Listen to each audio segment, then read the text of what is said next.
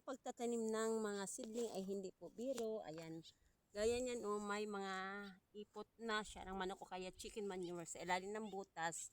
Then, lagyan ng lupa bago itanim ang mga seedling. Ayan.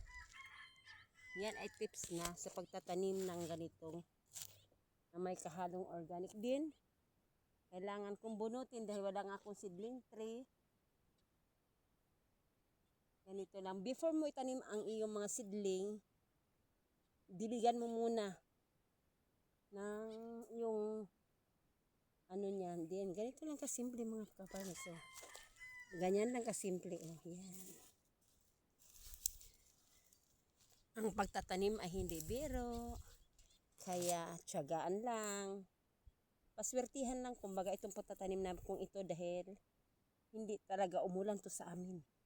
Ulan man, ambon-ambon lang, hindi sapat para sa mga tanim. Pero kailangan na itanim dahil kailangan na talaga siyang itanim dahil oras na o tama na ang edad niya para itanim. Ayan mga idol.